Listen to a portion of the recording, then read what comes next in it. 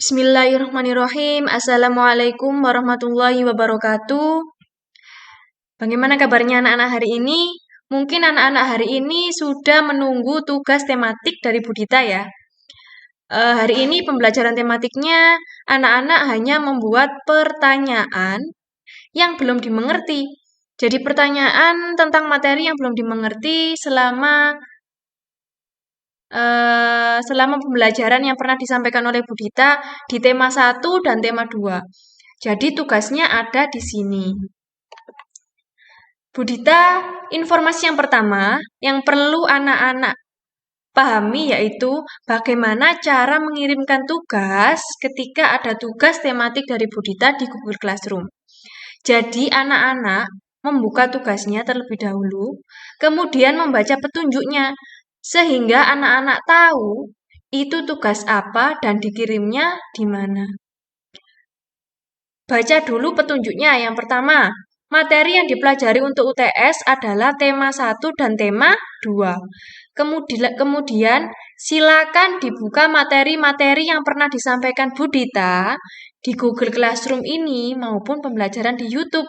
Kalau di sini anak-anak bisa membuka dari tema 1, misalkan ini ada materi bahasa Indonesia, ada materi SPDP, dan lain-lain. Boleh belajar dari sini, atau belajar dari video pembelajaran yang pernah diupload Bu Dita di YouTube. Dan bisa belajar lagi dari buku pemerintah yang hari ini dibagikan ke anak-anak. Jadi anak-anak hari ini sudah dibagikan buku pemerintah yaitu tema 1 sampai tema 5. Jadi anak-anak bisa belajar dari sana. Kemudian untuk anak-anak yang datangnya pagi bisa mendapatkan buku tematik 5. Jadi tema 1 sampai tema 5 bisa didapatkan anak-anak. Tapi untuk anak-anak yang mengambilnya agak siang, anak-anak hanya mendapatkan 3 buku tema, yaitu tema 1, tema 2, dan tema 5. Untuk tema 3 dan tema 4-nya menyusul karena jumlah buku yang ada atau disediakan di sekolah masih kurang. Jadi nanti jika bukunya sudah datang dan memenuhi jumlah siswa yang belum mendapatkan buku, nanti Bu Dita akan konfirmasi di grup. Ye. Kemudian, buatlah pertanyaan anak-anak seputar materi yang belum dipahami oleh anak-anak. Misalkan, di sini anak-anak membuat pertanyaan. Apa yang dimaksud gambar cerita? Bagaimana cara menentukan ide pokok paragraf? Seperti itu. Jadi anak-anak membuat pertanyaan-pertanyaan terkait materi yang belum dipahami oleh anak-anak. Kemudian disimpan. Jadi pertanyaan ini disimpan, boleh langsung disimpan kalau menggunakan komputer atau laptop. Dan dinamai atau disimpan diberi nama. Jika anak-anak membuat pertanyaannya melalui ditulis di buku tulis, bisa difoto. Kemudian, kembali lagi ke tugasnya tadi. Setelah itu, upload pertanyaan tersebut melalui form di bawah ini, dibuka formnya. Ini diklik, kemudian membuka seperti ini, tampilan formnya. Silakan diisi nama, alamat email, dan silakan difoto pertanyaan yang kalian buat dan upload di sini. Silakan diupload pertanyaannya, berbentuk foto maupun dokumen boleh, kemudian dikirim. Upload tugas di sini. Jadi tugasnya ini sudah terkirim di Bu Dita. Anak-anak tidak perlu mengirimkan di sini forum. Jadi di sini anak-anak banyak mengirimkan tugas di sini. Misalkan ini Davin mengirimkan tugas bahasa Jawa. Ada lagi di bawah-bawahnya masih banyak anak-anak yang mengirim di sini. Misalkan Aira mengirim tugas bahasa Jawa juga di sini. Kalau anak-anak mengirimkan tugas di forum, kemungkinan tidak terekap oleh Bu Dita karena mengirimkan tugasnya tidak pada hari itu. Misalkan ada yang mengirim besok, ada yang mengirim seminggu kemudian. Ada seperti itu. Jadi, untuk pengiriman tugas mulai hari ini dan seterusnya hanya boleh melalui formulir yang sudah disiapkan Bu Dita di sini. Ini tempat mengupload tugasnya ya anak-anak. Jadi tidak boleh melalui forum atau dikirim ke WA. biar tidak tertumpuk dan dapat dinilai oleh Bu Dita. Seperti itu, nggih. Itu informasi yang pertama, yaitu anak-anak cara mengirimkan tugasnya biar jadi satu file, Bu Dita tidak bingung.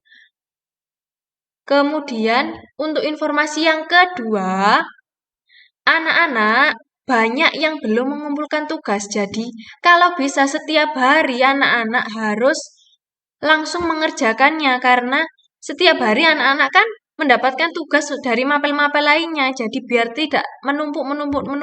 Kalau semakin menumpuk, anak-anak nanti akan semakin malas mengerjakannya ya. Jadi kalau bisa atau sebisa mungkin telat boleh, tapi mungkin hari itu misalkan, Bu tadi mama saya masih kerja, boleh mengerjakan untuk malam harinya, kan bisa nggak? Ya. Jadi kalau misalkan nanti menunda besoknya nanti anak-anak bisa lupa atau males nggih.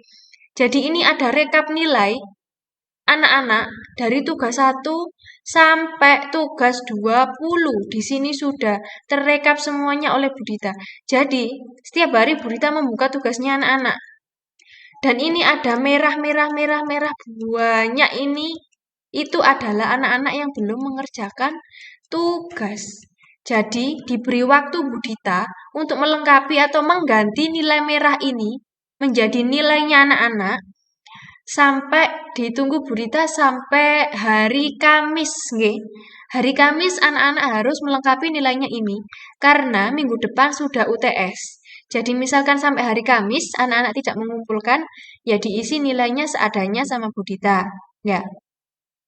Ini yang banyak sekali, misalkan contohnya Syafira. Syafira ini kosong banyak berapa ini? 1, 2, 3, 4, 5. 6, 7, 8. Ada 8 tugas yang belum tuntas. Jadi, silakan dituntaskan supaya ada nilainya seperti teman-temannya yang lain. Dan Bu Dita memberikan nilai tidak sama dengan anak-anak yang mengirimkan sesuai atau tepat waktu. Misalkan, Rasya, Teta mengirimkan tugasnya tepat waktu dan betul semua. Dikasih 100 sama Bu Dita. Misalkan ada lagi anak-anak yang mengirimkan tugas tapi telat, misalkan seminggu kemudian, dan tidak ada alasan atau tidak izin dengan Bu Dita. Telatnya karena apa? Akan berbeda nilainya dengan teman-temannya yang tepat waktu mengumpulkan. Seperti itu. Jadi anak-anak tolong ya, yang belum mengumpulkan nilai-nilai ini, segera dilengkapi. Nanti nilai ini akan di-share oleh Bu Dita di grup. Siapa-siapa saja yang mendapatkan atau masih memiliki nilai merah. Oke. Itu informasi yang kedua yang perlu diperhatikan oleh anak-anak selain cara mengirimkan tugas. Kemudian yang ketiga informasinya adalah sekolah akan memilih ASKO untuk tapel ini. Jadi untuk kandidat ASKO-nya nanti Bu Dita akan memilih di kelas 5A siapa-siapanya. Untuk kriterianya, jadi nanti yang dibuat pertimbangan Bu Dita adalah 1, rekam jejaknya anak-anak di kelas 4 dulu. Jadi Bu Dita nanti akan menanyakan ke wali kelasnya anak-anak yang dahulu bagaimana sikapnya, bagaimana kesehariannya anak-anak sewaktu tidak daring, seperti itu. Untuk Bu Dita yang dibuat pertimbangan yang kedua adalah bagaimana anak-anak mengirimkan tugasnya. Misalkan, oh anak ini selalu mengirimkan tugas tepat waktu dan nilainya bagus. Itu yang bisa dipertimbangkan oleh Bu Dita dijadikan sebagai kandidat ASKO. Jadi banyak pertimbangan untuk anak-anak yang akan menjadi kandidat ASKO. Untuk yang nanti akan terpilih menjadi kandidat ASKO harus bersiap ya anak-anak ya. Bersiap untuk menjadi